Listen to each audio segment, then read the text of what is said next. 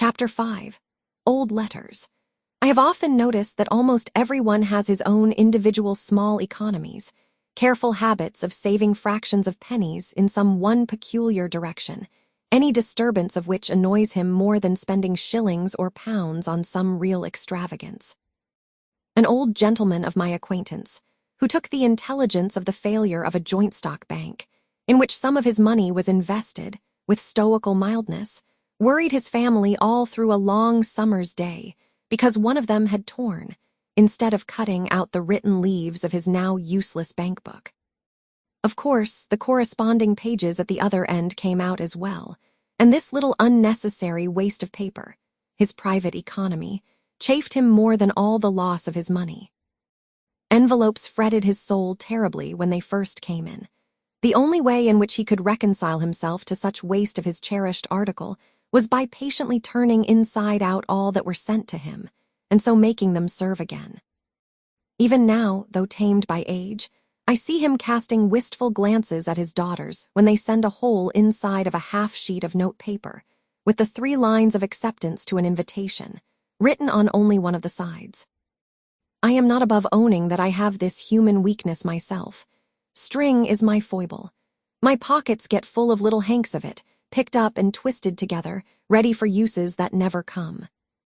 I am seriously annoyed if anyone cuts the string of a parcel instead of patiently and faithfully undoing it fold by fold. How people can bring themselves to use India rubber rings, which are a sort of deification of string, as lightly as they do, I cannot imagine. To me, an India rubber ring is a precious treasure.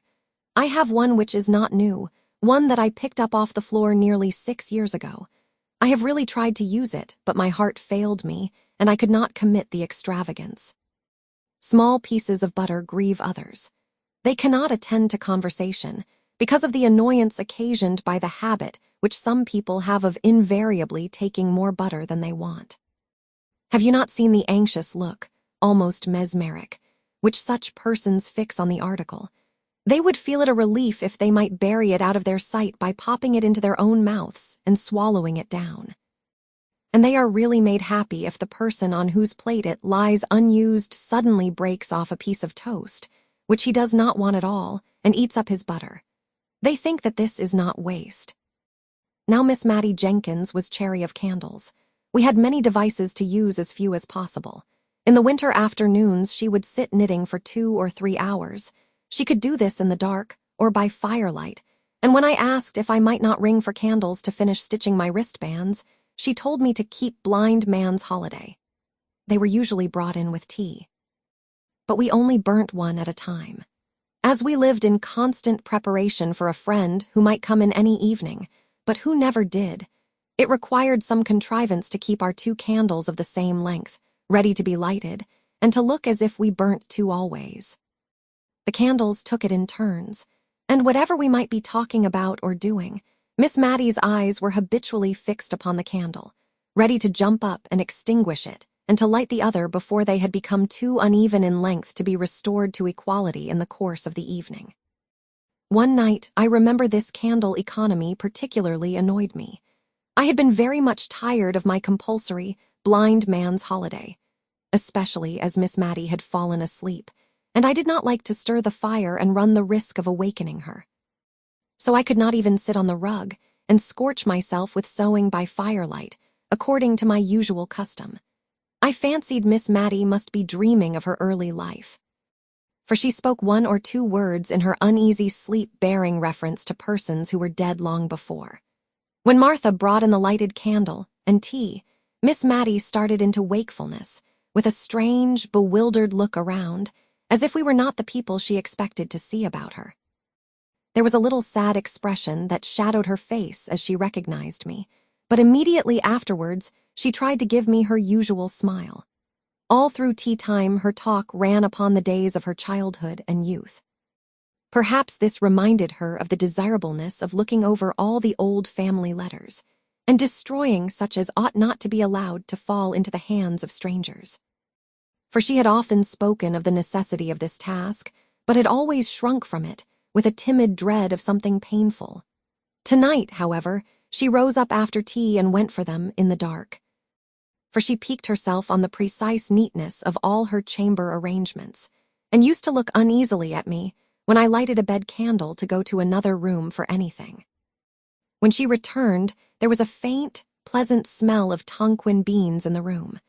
I had always noticed this scent about any of the things which had belonged to her mother, and many of the letters were addressed to her, yellow bundles of love letters, 60 or 70 years old. Miss Mattie undid the packet with a sigh, but she stifled it directly, as if it were hardly right to regret the flight of time, or of life either. We agreed to look them over separately, each taking a different letter out of the same bundle and describing its contents to the other before destroying it. I never knew what sad work the reading of old letters was before that evening, though I could hardly tell why. The letters were as happy as letters could be, at least those early letters were. There was in them a vivid and intense sense of the present time, which seemed so strong and full, as if it could never pass away, and as if the warm, living hearts that so expressed themselves could never die, and be as nothing to the sunny earth. I should have felt less melancholy, I believe, if the letters had been more so. I saw the tears stealing down the well-worn furrows of Miss Mattie's cheeks, and her spectacles often wanted wiping. I trusted at last that she would light the other candle, for my own eyes were rather dim, and I wanted more light to see the pale, faded ink. But no, even through her tears, she saw and remembered her little economical ways. The earliest set of letters were 2 bundles tied together, and ticketed, in Miss Jenkins's handwriting, letters interchanged between my ever-honored father and my dearly beloved mother, prior to their marriage, in July 1774. I should guess that the rector of Cranford was about 27 years of age when he wrote those letters. And Miss Mattie told me that her mother was just 18 at the time of her wedding. With my idea of the rector derived from a picture in the dining parlor, stiff and stately, in a huge full-bottomed wig, with gown, cassock, and bands, and his hand upon a copy of the only sermon he ever published, it was strange to read these letters. They were full of eager, passionate ardor, short, homely sentences, right fresh from the heart, very different from the grand Latinized, Johnsonian style of the printed sermon preached before some judge at assize time. His letters were a curious contrast to those of his girl bride. She was evidently rather annoyed at his demands upon her for expressions of love, and could not quite understand what he meant by repeating the same thing over in so many different ways. But what she was quite clear about was a longing for a white paduas, whatever that might be, and 6 or 7 letters were principally occupied in asking her lover to use his influence with her parents, who evidently kept her in good order, to obtain this or that article of dress, more especially the white paduaso. He cared nothing how she was dressed. She was always lovely enough for him, as he took pains to assure her, when she begged him to express in his answers a predilection for particular pieces of finery, in order that she might show what he said to her parents. But at length he seemed to find out that she would not be married till she had a trousseau to her mind, and then he sent her a letter, which had evidently accompanied a whole box full of finery, and in which he requested that she might be dressed in everything her heart desired. This was the first letter, ticketed in a frail, delicate hand, from my dearest John. Shortly afterwards they were married, I suppose, from the intermission in their correspondence. "We must burn them, I think," said Miss Mattie, looking doubtfully at me. "No one will care for them when I am gone." And one by one she dropped them into the middle of the fire, watching each blaze up, die out, and rise away in faint, white, ghostly semblance up the chimney, before she gave another to the same fate. The room was light enough now, but I, like her, was fascinated into watching the destruction of those letters, into which the honest warmth of a manly heart had been poured forth. The next letter, likewise docketed by Miss Jenkins, was endorsed, "Letter of pious congratulation and exhortation from my venerable grandfather to my beloved mother, on occasion of my own birth." Also some practical remarks on the desirability of keeping warm the extremities of infants, from my excellent grandmother.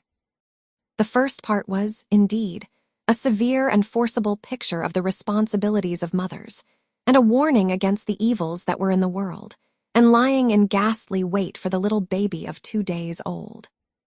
His wife did not write, said the old gentleman, because he had forbidden it, she being indisposed with a sprained ankle, which, he said, quite incapacitated her from holding a pen. However, at the foot of the page was a small T.O., and on turning it over, sure enough, there was a letter to my dearest Molly, begging her, when she left her room, whatever she did, to go upstairs before going down, and telling her to wrap her baby's feet up in flannel and keep it warm by the fire, although it was summer, for babies were so tender. It was pretty to see from the letters, which were evidently exchanged with some frequency between the young mother and the grandmother, how the girlish vanity was being weeded out of her heart by love for her baby. The white paduasoy figured again in the letters with almost as much vigor as before. In one, it was being made into a christening cloak for the baby. It decked it when it went with its parents to spend a day or two at Arley Hall. It added to its charms when it was the prettiest little baby that ever was seen. Dear mother, I wish you could see her. Without any partiality, I do think she will grow up a regular beauty. I thought of Miss Jenkins, gray, withered, and wrinkled, and I wondered if her mother had known her in the courts of heaven. And then I knew that she had, and that they stood there in angelic guise. There was a great gap before any of the rector's letters appeared, and then his wife had changed her mode of her endorsement. It was no longer from, "My dearest John," it was from "My honored husband." The letters were written on occasion of the publication of the same sermon which was represented in the picture. The preaching before "My Lord Judge" and the publishing by request was evidently the culminating point, the event of his life. It had been necessary for him to go up to London to superintend it through the press. Many friends had to be called upon and consulted before he could decide on any printer fit for so onerous a task. And at length it was arranged that J. and J. Rivingtons were to have the honorable responsibility. The worthy rector seemed to be strung up by the occasion to a high literary pitch, for he could hardly write a letter to his wife without cropping out into Latin. I remember the end of one of his letters ran thus: "I shall ever hold the virtuous qualities of my Molly in remembrance, dum memor ips mei, dum spiritus regit artis," which, considering that the English of his correspondent was sometimes at fault in grammar and often in spelling, might be taken as a proof of how much he idealized his Molly. And, as Miss Jenkins used to say, people talk a great deal about idealizing nowadays. Whatever that may mean, but this was nothing to a fit of writing classical poetry which soon seized him, in which his Molly figured away as Maria. The letter containing the Carmen was endorsed by her. Hebrew verses sent me by my honored husband. I thought to have had a letter about killing the pig, but must wait. Mem, to send the poetry to Sir Peter Arley, as my husband desires. And in a postscriptum note in his handwriting, it was stated that the ode had appeared in the Gentleman's Magazine, December 1782. Her letters back to her husband, treasured as fondly by him as if they had been M.T. Cicerone's epistolae, were more satisfactory to an absent husband and father than his could ever have been to her. She told him how Deborah sewed her seam very neatly every day and read to her in the books he had set her.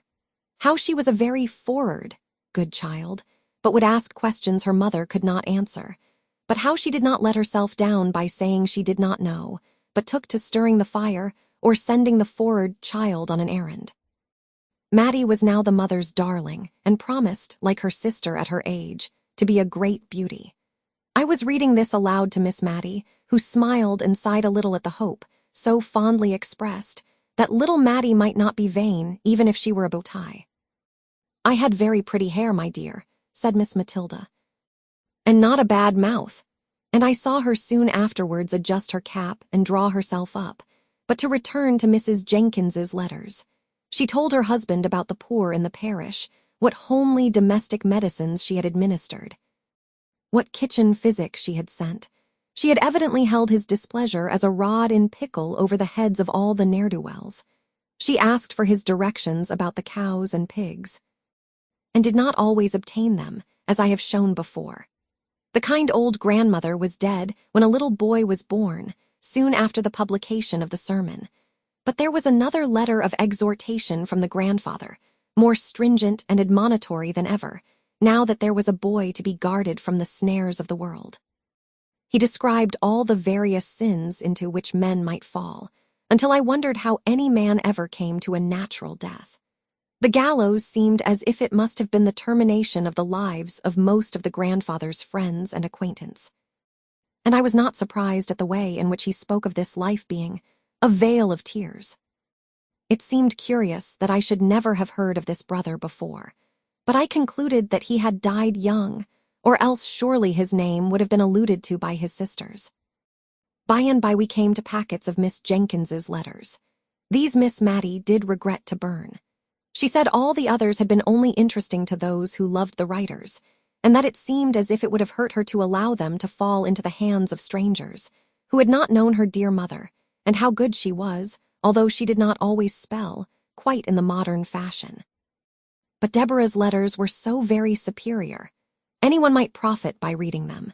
It was a long time since she had read Mrs. Chapone, but she knew she used to think that Deborah could have said the same things quite as well.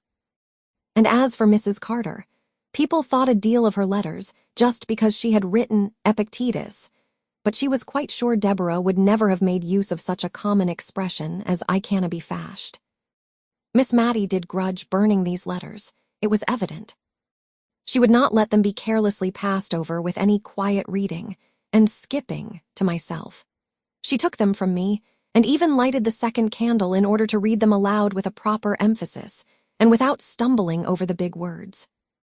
Oh dear, how I wanted facts instead of reflections before those letters were concluded. They lasted us 2 nights, and I won't deny that I made use of the time to think of many other things, and yet I was always at my post at the end of each sentence. The rector's letters, and those of his wife and mother-in-law, had all been tolerably short and pithy, written in a straight hand, with the lines very close together. Sometimes the whole letter was contained on a mere scrap of paper. The paper was very yellow, and the ink very brown. Some of the sheets were, as Miss Mattie made me observe, the old original post, with the stamp in the corner representing a postboy riding for life and twanging his horn. The letters of Mrs. Jenkins and her mother were fastened with a great round red wafer, for it was before Miss Edgeworth's patronage had banished wafers from polite society. It was evident, from the tenor of what was said, that francs were in great request, and were even used as a means of paying debts by needy members of Parliament. The rector sealed his epistles with an immense coat of arms, and showed by the care with which he had performed this ceremony that he expected they should be cut open, not broken by any thoughtless or impatient hand. Now, Miss Jenkins's letters were of a later date in form and writing. She wrote on the square sheet which we have learned to call old-fashioned. Her hand was admirably calculated, together with her use of many-syllabled words, to fill up a sheet, and then came the pride and delight of crossing. Poor Miss Mattie got sadly puzzled with this, for the words gathered size like snowballs, and towards the end of her letter Miss Jenkins used to become quite sesquipedalian. In one to her father, slightly theological and controversial in its tone, she had spoken of Herod, Tetrarch of Idumea. Miss Mattie read it Herod Petrarch of Etruria, and was just as well pleased as if she had been right. I can't quite remember the date, but I think it was in 1805 that Miss Jenkins wrote the longest series of letters, on occasion of her absence on a visit to some friends near Newcastle upon Tyne.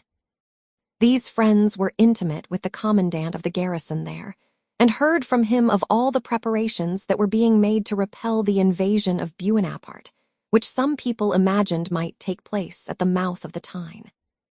Miss Jenkins was evidently very much alarmed, and the first part of her letters was often written in pretty intelligible English, conveying particulars of the preparations which were made in the family with whom she was residing against the dreaded event.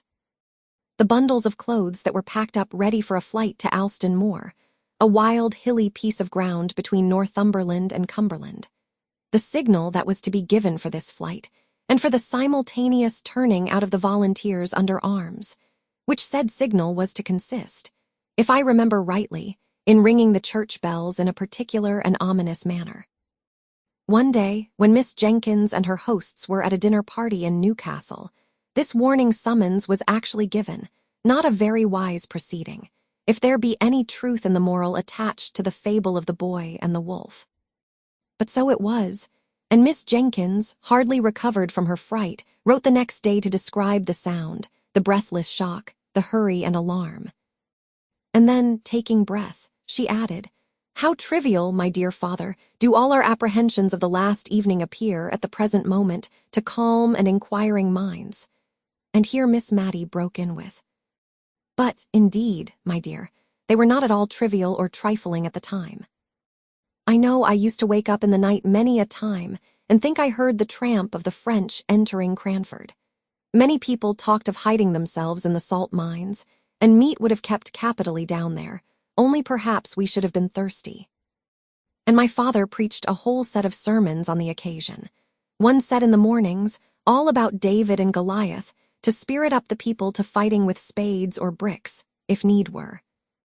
And the other set in the afternoons, proving that Napoleon, that was another name for Boney, as we used to call him, was all the same as an Apollyon and a Baden. I remember my father rather thought he should be asked to print this last set. But the parish had, perhaps, had enough of them with hearing. Peter Marmaduke Arley Jenkins, poor Peter, as Miss Matty began to call him, was at school at Shrewsbury by this time. The rector took up his pen and rubbed up his Latin once more to correspond with his boy. It was very clear that the lad were what are called show letters. They were of a highly mental description, giving an account of his studies and his intellectual hopes of various kinds, with an occasional quotation from the classics. But now and then the animal nature broke out in such a little sentence as this, evidently written in a trembling hurry, after the letter had been inspected. "Mother dear, do send me a cake and put plenty of citron in." The mother dear probably answered her boy in the form of cakes and goody, for there were none of her letters among this set, but a whole collection of the rector, to whom the Latin in his boy's letters was like a trumpet to the old war horse. I do not know much about Latin, certainly, and it is, perhaps, an ornamental language, but not very useful, I think, at least to judge from the bits I remember out of the rector's letters. One was, "You have not got that town in your map of Ireland, but bonus Bernardus non vidit omnia, as the Proverbia say." Presently it became very evident that poor Peter got himself into many scrapes. There were letters of stilted penitence to his father for some wrongdoing, and among them all was a badly written, badly sealed, badly directed, blotted note. "My dear, dear, dear, dearest mother, I will be a better boy. I will, indeed. But don't, please, be ill for me. I am not worth it. But I will be good, darling mother." Miss Matty could not speak for crying after she had read this note. She gave it to me in silence, and then got up and took it to her sacred recesses in her own room, for fear, by any chance, it might get burnt. "Poor Peter," she said. "He was always in scrapes. He was too easy. They led him wrong and then left him in the lurch. But he was too fond of mischief. He could never resist a joke. Poor Peter."